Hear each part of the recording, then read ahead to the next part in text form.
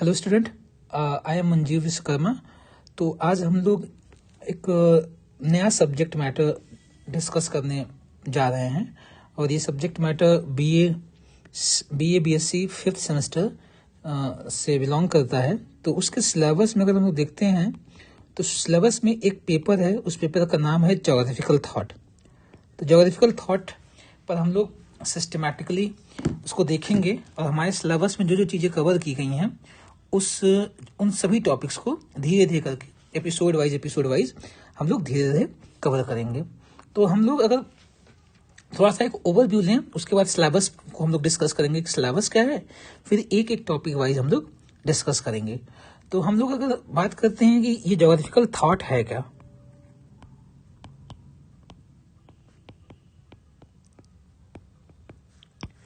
पहले तो हमको ये चीज जानना पड़ेगा कि ज्योग्राफी क्या है, तब हम आएंगे थॉट पे। तो ज्योग्राफी एक साइंस है। मॉडर्न टाइम में जब ज्योग्राफी मॉडर्न कंटेक्स्ट में लिखी जाती है या मॉडर्न कंटेक्स्ट में बात की जाती है ज्योग्राफी का, तो ज्योग्राफी एक साइंस सब्जेक्ट के फॉर्म में इसको इस्टेब्लिश किया गया है। साइंस सब्जेक्ट क्यों है? इसके कई बेसिस हैं। पहली चीज क्या है, सबसे मोस्ट इंपॉर्टेंट बेसिस क्या है कि ये एक एम्पिरिकल है, ये एक एम्पिरिकल स्टडी है। एम्पिरिकल स्टडी क्या है? जो भी साइंटिफिक इंक्वायरीज हम लोग करते हैं या कोई भी जो ज्योग्राफिकल फैक्ट या फिनोमिना हम लोग डिस्कस करते हैं या पूरी ज्योग्राफी में, अभी तक हम लोग फिफ्थ सेमेस्टर में चले आए, हमने फिजिकल ज्योग्राफी देखा, हमने ह्यूमन ज्योग्राफी देखा, इकोनॉमिक ज्योग्राफी देखा, रीजनल प्लानिंग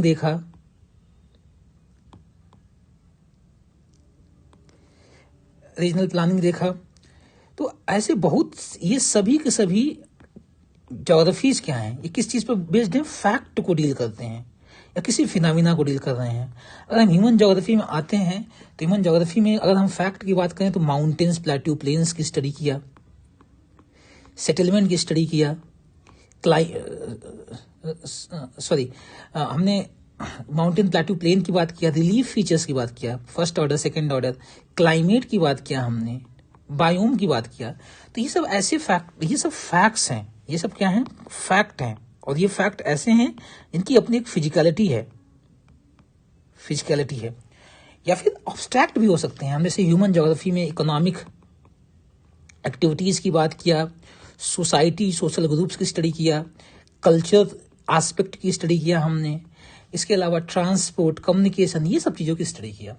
लेकिन ये सब क्या है? They are fact. तो जब किसी भी चीज हम फैक्ट के बेसिस पे किसी भी चीज की स्टडी करते हैं, जैसे इकोनॉमिक ज्योग्राफी में हमने एग्रीकल्चर, इंडस्ट्रीज, सर्विसेज, ट्रांसपोर्ट, ऐसे ढेर सारी चीजों की स्टडी किया। तो जैसे क्या है, ये क्या है? फैक्ट को डील करते हैं। दूसरी चीज क्या है? सोशल, कोई भी चीज साइंस तब है जब उस चीज को सिस्टमैटिकली डील किया जाता है। सिस्टमैटिकली डील करना मीन्स क्या है कि एक क्रमबद्धता हो। क्रमबद्धता क्या हो?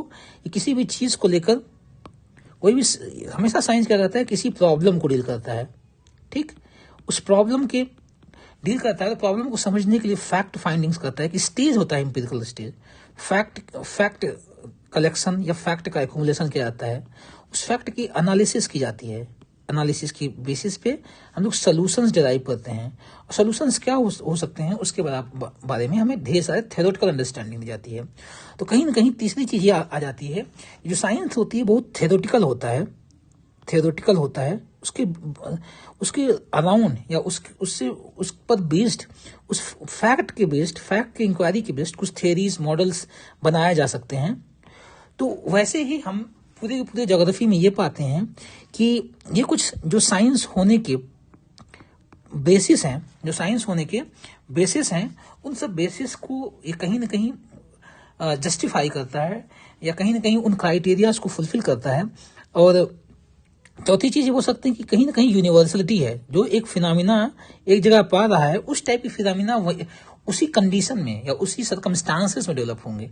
अगर साइक्लोन आ रहा है तो हमने साइक्लोन की स्टडी किया, और स्पेशली ट्रॉपिकल साइक्लोन की स्टडी किया, तो ट्रॉपिकल साइक्लोन की स्टडी में हमने जो 5-6 क्राइटेरिया कि यहाँ पर टेम्परेचर इतना होना चाहिए, यहाँ पर प्रेशर इतना होना चाहिए, वो कंडीशन जहाँ पर भी अवेलेबल होगी वहाँ पर मोस्ट प्रोबेबली एक चांस है कि वहाँ पर साइक्लोन डेवलप होगा। तो इस प्रकार के जो फैक्ट या फिनोमिना जिसको हम डिस्कस कर जा रहे हैं उसकी एक यूनिवर्सलिटी है। तो वैसे ही साइंस को भी हम लोग एक उसी कैटेगरी में रखते हैं, ज्योग्राफी को भी एक साइंस की कैटेगरी में रखा जाता है। अब फिर आते हैं अगली चीज, philosophy of sciences. Philosophy of sciences, philosophy of science. तो हम हर एक साइंस की अपनी एक फिलॉसफी रही है। वो फिलॉसफी किस चीज को डील करती है? फिलॉसफी कई चीज को डील करती है। जैसे हम किसी भी चीज की फिलॉसफी की बात करते हैं, like philosophy is just not philosophy as subject या डिसिप्लिन के रूप में जिसमें फिलॉसफी पढ़ते हैं हम, बल्कि हर एक सब्जेक्ट अपनी फिलॉसफी है। इसीलिए अगर हम जाते हैं कि मेडिवल टाइम में या एंशिएंट टाइम में, स्पेशली यूरोप में, एक नेचुरल फिलॉसफी एक सब्जेक्ट हुआ करता था। नेचुरल फिलॉसफी, नेचुरल फिलॉसफी क्या होता था? इस रिलीजन दो ब्रॉड, अगर हम मेडिवल टाइम में जाते हैं कि दो ब्रॉड चीजें थी जो पूरे नॉलेज सिस्टम को कवर किया करती थी। एक रिलीजन या जिसे बोला जाता है थियोलॉजी। थियोलॉजी, थियोलॉजी मतलब वो जो गॉड की थी, वो मतलब गॉड होता है, गॉड की स्टडी करना मीन्स रिलीजन। जब रिलीजन एज ए नॉलेज या religion as source of study use हुआ करता था, उससे थियोलॉजी था। और दूसरा चीज नेचुरल फिलॉसफी थी। रिलीजन के बियॉन्ड ऐसी चीजें जो फैक्ट बेस्ड हैं, जो फैक्ट बेस्ड हैं, एम्पिरिकल हैं, उन चीजों को नेचुरल फिलॉसफी कहा जाता था। क्योंकि और पूरे चीज को फिलॉसफी एक ब्रॉड सब्जेक्ट हुआ करता था। तो नेचुरल फिलॉसफी में सभी के सभी ह्यूमन साइंसेस और सोशल साइंसेस क्लब थे। बाद में हम जब आते हैं मॉडर्न एज स्टार्ट होता है, तो मॉडर्न एज में ये नेचुरल फिलॉसफी, ये फिलॉसफी नेचुरलॉजी से कहा जा करता था, वो ग्रेजुअली क्या हुआ, पहले दो पार्ट में डिवाइड हुआ, एक नेचुरल साइंसेस में, फिर सोशल साइंसेस में। फिर ग्रेजुअली ये देखा जाता है कि नेचुरल साइंसेस का भी बहुत ज़्यादा स्पेशलाइजेशन हुआ, बहुत ज़्यादा डाइवर्सिफिकेशन हुआ, और different speed, physics, chemistry, biology, फिर बायोलॉजी में भी और डिफरेंशिएशन होता गया, केमिस्ट्री में और डिफरेंशिएशन होता गया। ऐसे ही ह्यूमन साइंसेस में पहले कुछ ब्रॉड डिसिप्लिन जैसे कि सोशियोलॉजी, एंथ्रोपोलॉजी, इकोनॉमिक्स डेवलप हुई। बाद में ढेर सारे न्यूमरस सोशल साइंसेस इमर्ज होकर आई। तो इस प्रकार से तो हर एक सब्जेक्ट की अपनी फिलॉसफी है। ये फिलॉसफी कई चीज को डील करती है। फिलॉसफी किस चीज को डील करती है? हर एक सब्जेक्ट की फिलॉसफी जो है हर एक सब्जेक्ट किस चीज को डील करती है? पहली चीज डील करती है कि वो सब्जेक्ट क्या है। What is the subject? Subject क्या है? फिलॉसफी इस चीज को डील करता है। या थॉट, जब हम थॉट की बात करते हैं, थॉट सिग्निफाई करता है यहाँ पर philosophy of the science, philosophy of the geography. Geographical thought क्या है मीन्स वो सब्जेक्ट क्या है। इस चीज को एक इंग्लिश में टर्म कहा जाता है ऑन्टोलॉजी। किसी एक सब्जेक्ट की अपनी एक ऑन्टोलॉजी होता है। ऑन्टोलॉजी मतलब क्या है? What is the core of this पूरी चीज। ज्योग्राफी कोर क्या है? Study of earth and man. अब अर्थ एंड मैन की रिलेशनशिप, अर्थ और मैन की रिलेशनशिप को डिफरेंटली डील किया गया, वो अलग subject matter, it is part of geography. Thought या हिस्ट्री यही बताती है कैसे वो इवॉल्व हुआ, लेकिन what is the core of geography? तो कोर ऑफ ज्योग्राफी में दो चीजें आती हैं, एक अर्थ आता है और उस पर रहने वाला इंडिविजुअल रहता है। तो सब्जेक्ट मैटर क्या है? उसके अलावा अब अगली चीज आती है कि हाउ टू स्टडी ज्योग्राफी। इस चीज को कहा जाता है मेथोडोलॉजी। मेथोडोलॉजी ज्योग्राफी ये अर्थ, मैन और इन्वायरमेंट की रिलेशनशिप को, या अर्थ के सरफेस पर रहने वाले मैन को कैसे डेवलप किया जाए, डिस्क्रिप्टिव तरीके से देखा जाए, एनालिटिकल तरीके से देखा जाए, तो कैसे देखा जाए, व्हाट इज द मेथड्स की इसके बीच का इंटर रिलेशनशिप को कैसे अंडरस्टैंड किया जाए, इस चीज को स्टडी करना भी ज्योग्राफी एक वो उसे मेथोडोलॉजी कहा जाता है। तीसरी चीज वेयर टू स्टडी, मतलब कि what is the source of knowledge, what is the source of knowledge, इसे एपिस्टेमोलॉजी कहा जाता है। एपिस्टेमोलॉजी तो किस सोर्स ऑफ नॉलेज क्या है? सोर्स ऑफ नॉलेज कभी बहुत बिब्लिकल टेक्स्ट नहीं है, बिब्लिकल टेक्स्ट नहीं है, या फिर बोल सकते हैं जनरल रिलीजियस टेक्स्ट नहीं है। कभी कोई ज्योग्राफी का अंडरस्टैंडिंग बहुत रिलीजियस टेक्स्ट के बेसिस पे, अगर हमें एंशिएंट टाइम की ज्योग्राफी हमें पढ़ना है, अगर एंशिएंट टाइप की अगर एंशिएंट ज्योग्राफी ऑफ इंडिया का किसी को पढ़ना है, एक बड़ी अच्छी बुक है सफ़ी की, तो एंशिएंट ज्योग्राफी ऑफ इंडिया, तो वो कैसे हम पढ़ पाएंगे? तो ये जो रिलीजियस टेक्स्ट स्क्रिप्चर्स हैं उन्हीं की बेसिस पे एपिस्टीम क्या है, उसका सोर्स ऑफ नॉलेज क्या है, रिलीजियस टेक्स्ट है, या फिर क्या कहते हैं कि उस टाइम जो ज्योग्राफिकल अंडरस्टैंडिंग किसी भी फैक्ट या फिनोमेना के बारे में रही होगी, वो कोई ना कोई एक रिलीजियस प्रैक्टिस या रिलीजियस रिलीजियस टेक्स्ट प्रेस्क्राइब करता रहा होगा, उसी के बेसिस पे अंडरस्टैंड करते हैं। या फिर कोई इंपीरिकल चीज हो, मीन्स कोई फैक्ट के बेसिस पे, टेक्नोलॉजी के बेसिस पे, इस प्रकार से। तो बात क्या है, फिलॉसफी तो हर एक सब्जेक्ट मैटर का, चाहे फिजिक्स हो चाहे केमिस्ट्री हो, हर जगह पर ये चीजें होती हैं कि वो किस चीज की स्टडी कर रहा है, किस तरीके से स्टडी कर रहा है, और स्टडी करने के लिए कौन कौन से नॉलेज सोर्सेस यूज किए जा रहे हैं। और अगर हम बात करते हैं थॉट की, तो थॉट कहीं ना कहीं इस पूरी फिलॉसफी का एक हिस्टोरिकल प्रोग्रेशन कैसा रहा है, एक ऐतिहासिक परिवर्तन या हिस्टोरिकल प्रोग्रेशन या ऐतिहासिक क्रम कैसे रहा है, या ऐतिहासिक तरीके से कैसे ये आगे प्रोग्रेस की है, उस चीज की स्टडी करना है। तो इसी कंटेक्स्ट में हम अगर ज्योग्राफी रखें तो हर एक चीज जो हम एक जनरल साइंस को डील करते हैं वही ज्योग्राफी के साथ है। तो पूरे ज्योग्राफिकल थॉट में हम ये चीज अंडरस्टैंड करने की कोशिश करेंगे कि ज्योग्राफी एग्जैक्टली है क्या, व्हाट इज ज्योग्राफी, मतलब व्हाट इज ज्योग्राफी। और टाइम के साथ ज्योग्राफी के कैसे नए नए डिफिनीशंस इमर्ज हुए, और उन डिफिनेशन ने कैसे ज्योग्राफी एज ए डिसिप्लिन या ज्योग्राफी एज सब्जेक्ट मैटर के स्कोप को काफी वाइडन किया है। अगली चीज हम लोग ये देखेंगे कि ज्योग्राफी का मेथोडोलॉजी कैसा रहा है, क्योंकि ये geographical thought is just history बताती है कि ज्योग्राफी क्या है, वो कैसे इवॉल्व हुआ है। एंशिएंट ग्रीक या ग्रीको रोमन ट्रेडिशन में ज्योग्राफी क्या था, किन चीजों पर ज्योग्राफी फोकस था, what was the core fact या कोर कंसेप्ट बिहाइंड ज्योग्राफी। अगला एक टॉपिक भी होगा कि कंसेप्ट ऑफ ज्योग्राफी क्या है, तो उस चीज पे। उसके अलावा फिर हम जब ऐसे आते हैं कि अरब के टाइम में किन चीजों पर ज्यादा फोकस था, वो द कोर प्रिंसिपल्स या कोर कंसेप्ट या core things around which geography as a subject was dealt with. तो इन सब चीजों को फिर जैसे मॉडर्न ज्योग्राफी स्टार्ट होती है, तो व्हाट अदर डायमेंशंस जो वाइडन हुए या ब्रॉडन हुए ज्योग्राफी का अंडरस्टैंडिंग या ज्योग्राफी के थिंकिंग में, इन सब चीजों पर स्टडी करेंगे। ऐसे मेथोडोलॉजी की कौन सा अप्रोच अडॉप्ट होता था, क्योंकि अप्रोच इस चीज पर डिपेंड करती है कि उस टाइम का ह्यूमन रिसोर्स कैसा है, अवेलेबल टेक्नोलॉजीज कैसी हैं, और नॉलेज की इंक्वायरी में साइंटिफिक डेप्थ कितना है। ये सब कहीं ना कहीं ये डिसाइड करता है कि किसी एक पर्टिकुलर पीरियड ऑफ टाइम पे कौन सी मेथोडोलॉजी या टेक्निक्स उस सब्जेक्ट के मैटर को, उसकी ऑन्टोलॉजी को डील करने के लिए यूज में आएगा। और जैसे कि एपिस्टीम बताया, वैसे ज्योग्राफी की एपिस्टीम में बहुत से चेंजेस आए हुए हैं।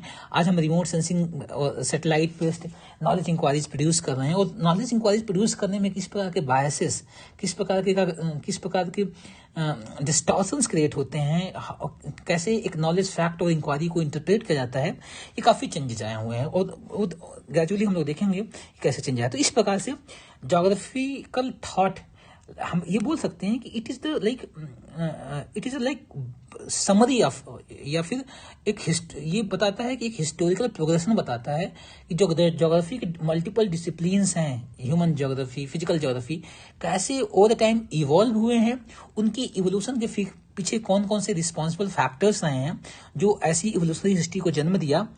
तो मतलब सिंपली हम बात करते हैं कि ये थॉट क्या डिस्कस करता है।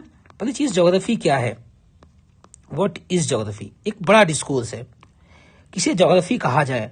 ज्योग्राफी के डिफिनीशन को लेकर काफी मतभेद रहा है, मतलब कि एक तो डिफरेंसेस भी रहे हैं ज्योग्राफी के डिफिनीशन को लेकर। दूसरा, लाइक जिसे हम बोल सकते हैं कि एक डाइकोटमी रही है, या डुअलिज्म रहा है। आगे हम लोग देखेंगे डाइकोटमी, डुअलिज्म कि क्या होता है। दूसरी चीज, एक टाइम के साथ इवोल्यूशन भी हुआ है, कैसे ज्योग्राफी के स्कोप्स वाइडन हुए हैं। दूसरी चीज, ज्योग्राफी क्या है, इस चीज को लेकर बहुत डिफरेंसेस भी रहे हैं। किसी ने बोला कि ज्योग्राफी को सीमित किया जाए केवल अर्थ के सरफेस को स्टडी करने के लिए, किसी का बोलना तो नहीं, ज्योग्राफी अर्थ के सरफेस पे मैन की स्टडी है। तो क्या है ज्योग्राफी, इस पूरे डिबेट को डाइकोटमी कहा गया, डुअलिज्म कहा गया। आगे हम लोग देखेंगे। तो सच्चे टाइम के साथ कैसे ज्योग्राफी काफी वाइडन हुई है, वाइडन कई टर्म में हुई है। वाइडन एक तो सब्जेक्ट मैटर के टर्म में हुई है कि क्या चीजें ज्योग्राफी के अंदर पढ़ी जानी चाहिए। दूसरी चीज, ज्योग्राफी स्पेशलाइजेशन के टर्म में हुई है, स्पेशलाइजेशन हुआ है। तीसरी चीज हम देखते हैं कि ज्योग्राफी अप्रोच के सेंस में बहुत स्कोप वाइडन हुआ है। अप्रोच का मतलब क्या है कि किस चीजों को ज्योग्राफी डील करता है। ज्योग्राफी क्या केवल टाइम एक स्पेस की स्टडी है? जनरली एक सेंस में geography study of land surface, space की स्टडी है नहीं। स्पेस और टाइम के मैट्रिक्स का से वो स्टडी है, ठीक। और कोई भी चीज जो अर्थ से रिलेटेड है उसकी कैसे स्टडी है, एक अप्रोच वाइज काफी चेंजेज आया है। इसके अलावा ज्योग्राफी में टाइम वाइज इवन वो फिलोसॉफिकल बेसिस पे हुआ है। फिलोसॉफिकल बेसिस पे डिफरेंट फिलोसफीज जैसे जैसे इमर्ज हुई, डिफरेंट फिलोसॉफिकल सिस्टम्स जैसे ह्यूमनिज्म हो गया, वेलफेयरिज्म हो गया, बिहेवियरलिज्म हो गया, पोस्ट मॉडर्निज्म हो गया, कैसे डिफरेंट फिलोसॉफिकल थिंकिंग ने जो कंसेप्ट ऑफ स्पेस है, कंसेप्ट ऑफ ज्योग्राफी है, ज्योग्राफी लगभग सिनोनिमस हम यहाँ समझ सकते हैं, कैसे ज्योग्राफी और स्पेस जैसे है उसकी अंडरस्टैंडिंग में काफी चेंजेस आए। तो इस प्रकार काफी एक चेंज आया, तो उसी चीज को स्टडी करना है। तो थॉट इन्हीं सभी चीजों का कहीं ना कहीं इन सभी चीजों का ज्योग्राफी क्या है कि ज्योग्राफिकल थॉट इन सभी चीजों की एक कंप्रिहेंसिव अंडरस्टैंडिंग को एसेस करता है। और इसके अलावा कि different scholar, broadly different scholars का क्या कंट्रीब्यूशन रहा है इन्हीं सभी चीजों को वाइडन करने में, इन्हीं सभी चीजों को पूरी ज्योग्राफी की अंडरस्टैंडिंग को वाइडन करने में क्या क्या चीजें। और एक चीज, तीसरी चीज क्या है हो गया। फिर हम ये देख सकते हैं कि हाँ, एक तो ये व्हाट इज ज्योग्राफी, दूसरा मेथोलॉजी क्या है ज्योग्राफी को फिर देखते हैं। मतलब ज्योग्राफी थॉट किसी को भी करता है पता ज्योग्राफी क्या है उस चीज को समझना। दूसरा चीज मेथोलॉजी क्या रही ज्योग्राफी को पढ़ने में। कभी ज्योग्राफी बहुत एक लेमैन टर्म में डिस्क्रिप्टिव थी, कोई बहुत एनालिटिकल मैथमेटिकल इंटरप्रिटेशंस नहीं हुआ करते थे, एक जनरल लेमैन टर्म्स में लिखी जाती थी, लाइक एक यूनिवर्सल नॉलेज इंक्वायरी के सेंस में। बाद में कैसे एनालिटिक्स आया ज्योग्राफिक अंडरस्टैंडिंग में, कैलकुलेशंस, क्वांटिफिकेशन स्टार्ट हुआ, ठीक। बाद में बहुत से बिहेवियरल मॉडल्स बनाए जाने लगे। तो कैसे ज्योग्राफी की कद फिनोमिना को ही, ज्योग्राफिकल फैक्ट को पढ़ने के लिए डिफरेंट मेथड्स, डिफरेंट टेक्निक्स इजाद होती गई, उन सभी चीजों को स्टडी करना।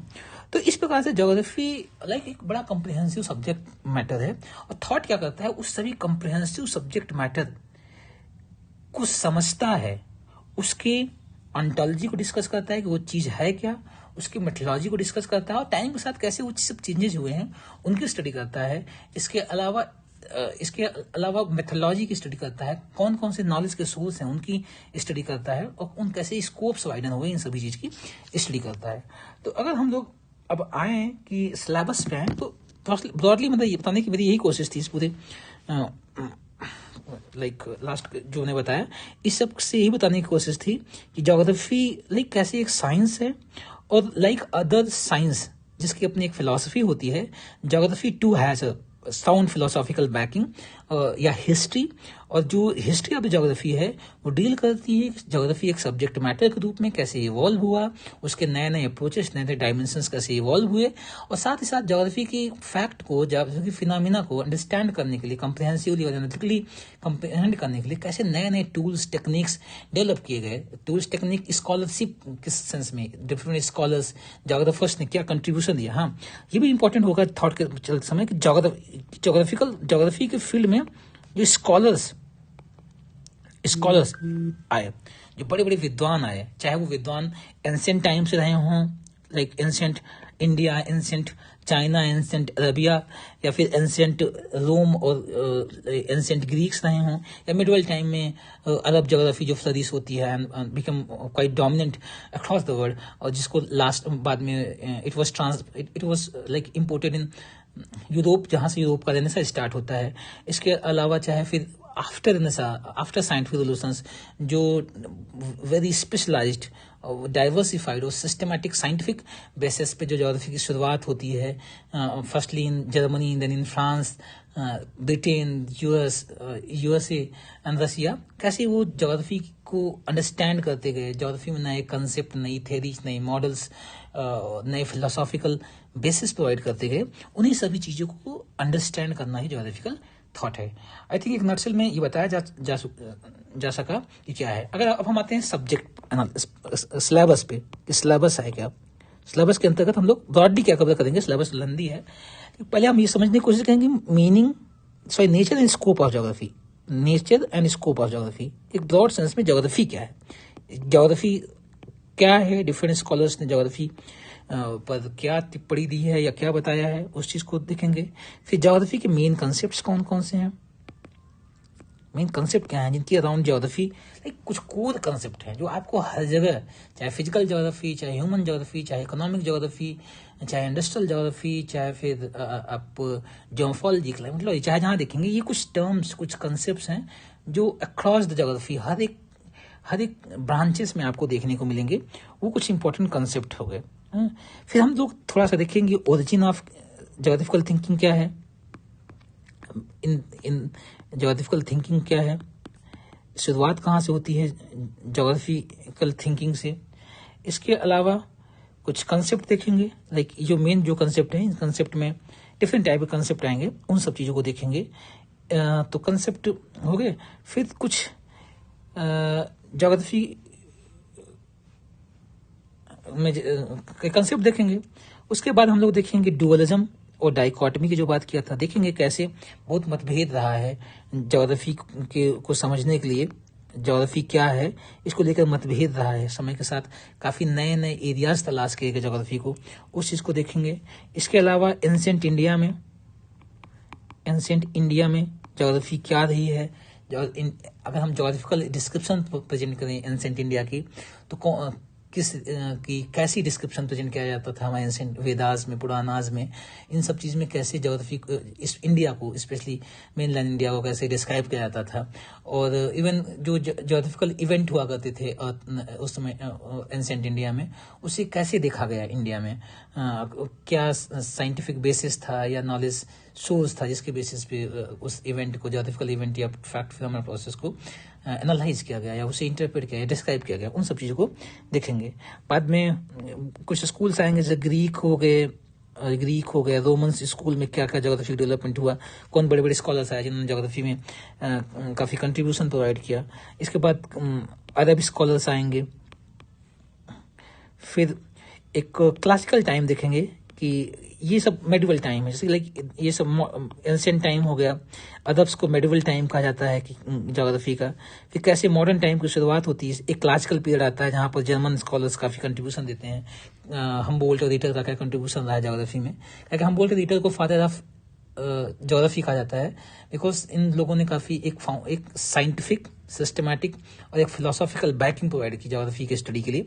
तो कैसे क्लासिकल पीरियड में ज्योग्राफी डेवलप होती है, उसमें कुछ इंपॉर्टेंट प्री क्लासिकल पीरियड में, क्लासिकल पहले तो आप प्री क्लासिकल देखेंगे, कुछ लोगों ने पृष्ठभूमि दे दी थी, जैसे कि उसमें वैरानियस की बात करेंगे या फिर कांट की बात करेंगे। इन लोगों ने काफ़ी एक बैकग्राउंड प्रोवाइड कर दिया था कि ज्योग्राफी क्या है, और उसी के बेसिस पे दो बड़े विद्वान थे, हमबोल्ट और रीटर हो गए।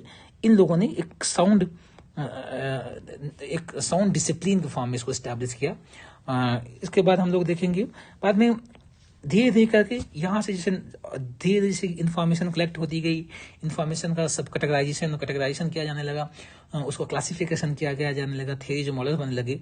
तो काफ़ी डाइवर्स डिफरेंट एरियाज में, डिफरेंट प्लेसेस पे, लाइक यूरोप में ही, जर्मनी और फ्रांस में, फिर यूके में, यूनाइटेड किंगडम में, उसके बाद ब्रिटेन में, मतलब उसके बाद यूएस में, जर्मनी में, जो नए नए रिसर्चेस, नए नए इंक्वायरीज ज्योग्राफी की फील्ड में स्टार्ट हो गए। तो डिफरेंट स्कूल्स ऑफ ज्योग्राफी देखेंगे। स्कूल्स ऑफ ज्योग्राफी जैसे कि जर्मनी एक बहुत क्रूशियल और वेरी इंपॉर्टेंट स्कूल है, जहाँ से ज्योग्राफी का काफ़ी एक, मतलब ज्योग्राफी को बोल सकते हैं कि रियल फाउंडर जर्मनी है। काफ़ी थेरीज, मॉडल्स और बड़े बड़े कंसेप्ट स्टार्ट किए गए, ज्योग्राफी को एक नया आउटलुक प्रोवाइड किया जर्मनी में। फिर फ्रांस में काफ़ी एक डायमेंशनल चेंज देखा गया ज्योग्राफी का अंडरस्टैंडिंग में।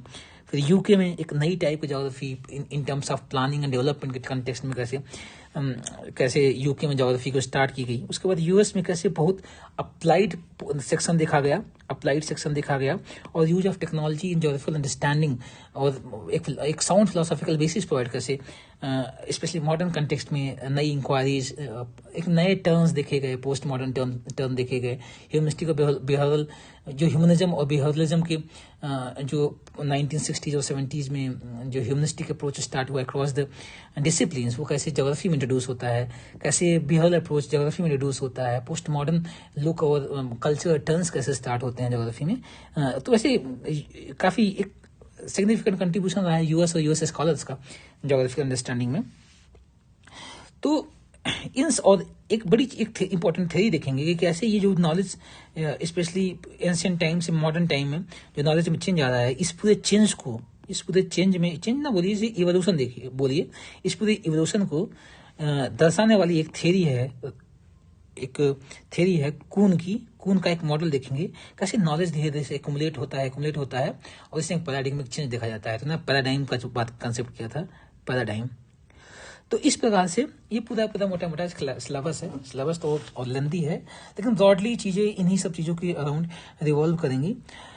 तो आज के एपिसोड में इतना ही रखते हैं और हम लोग स्टार्ट करेंगे अगले एपिसोड में जब मिलेंगे तो nature and scope of geography देखेंगे कि ज्योग्राफी का नेचर क्या है, स्कोप क्या है। इन सब चीज़ पे काफ़ी वाइड डिस्क्रिप्शन प्रेजेंट किया जाएगा, एक डिस्कशन किया जाएगा। थैंक यू, आज के लिए इतना ही।